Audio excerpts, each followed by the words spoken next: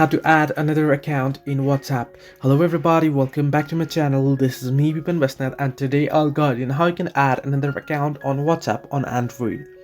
Now, after the latest update, adding another account, you can simply add another account. You can have dual account on WhatsApp and you can switch in between your accounts. Now how you can do so, let me guide it through.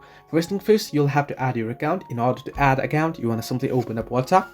You should get an face like this. Tap on the three dots option at the top right corner of your screen and then tap on settings.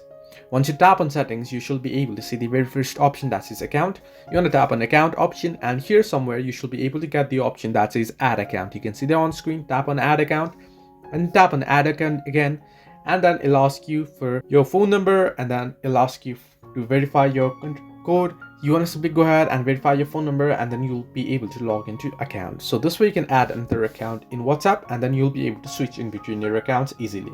Hope this helped you. Do like and subscribe, and do not forget to leave a comment down below if you have any further issues.